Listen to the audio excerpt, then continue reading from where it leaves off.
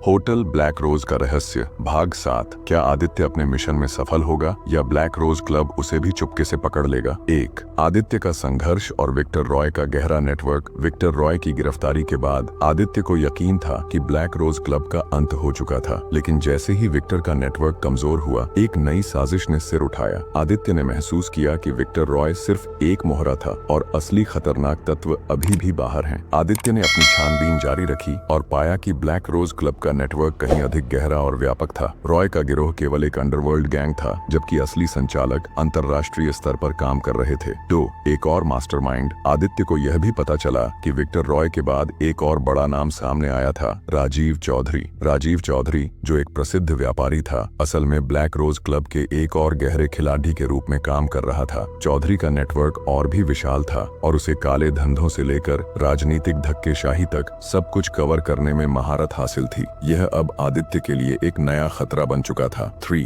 आदित्य का नया मिशन। आदित्य अब पूरी तरह से आश्वस्त हो चुका था कि अगर वह राजीव चौधरी को नहीं पकड़ेगा तो ब्लैक रोज क्लब का नेटवर्क फिर से खुल जाएगा। आदित्य ने चौधरी के खिलाफ साक्ष्य जुटाने का प्लान तैयार किया। इस बार आदित्य ने तय किया कि चौधरी की असली गतिविधियों को सार्वजनिक करना होगा, लेकिन जैसे ही वह चौधरी के बारे में और जानकारी जुटा रहा था, वह अचानक खुद को एक नई जाल में फंसा हुआ महसूस करने लगा। 4। धोखा और विश्वासघात। आदित्य ने अपनी जांच में पाया कि चौधरी का नेटवर्क बहुत ही सफाई से काम कर रहा था। कुछ दिनों बाद आदित्य को एक सूचना मिली कि राजीव चौधरी की बैठक किसी प्रमुख राजनीतिक नेता के साथ होने वाली है। आदित्य ने इस बैठक का पता चलाने के लिए अपनी पूरी टीम को सक्रिय किया, लेकिन जैसे ही आदित्य ने बैठक के लिए कदम बढ़ाया, उसे अचानक किसी ने धोखा दिया। उसकी अपनी टीम का एक सदस्य नितिन, जो हमेशा आदित्य के साथ था, ने उसे फंसा दिया और उसे एक ऐसी जगह भेज दिया जहां उसे चौधरी के गिरोह ने घेर लिया। आदित्य अब चौधरी के जाल में फंस चुका था। 5। जान का खतरा। आदित्य को जब समझ में आया कि नितिन ने उसे धोखा दिया तो उसकी हालत बेहद खतरनाक हो चुकी थी। उसे चौधरी के गुंडों ने पकड़ लिया और एक अंधेरे कमरे में बंद कर दिया। आदित्य जानता था कि अगर अब वह नहीं बचा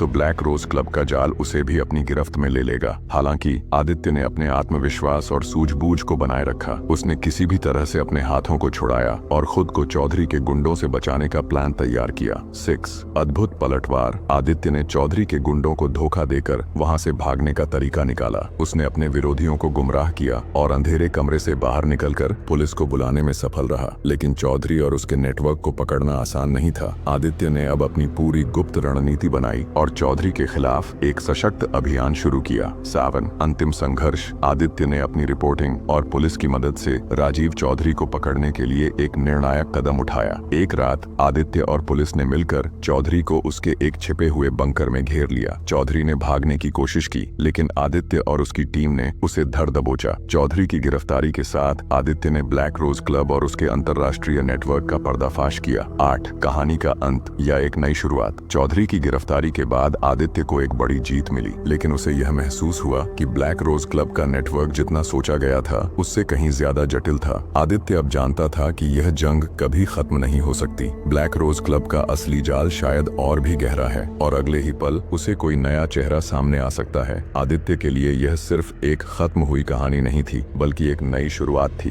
कहानी खत्म नहीं हुई। आदित्य का संघर्ष जारी है, क्योंकि असली शक्ति तो अभी भी गुमनाम है। ब्लैक रोज क्लब का काला इतिहास और भी जटिल होगा, जारी रहेगा। अगला भाग जल्द ही आएगा। कमेंट करें भाग 8।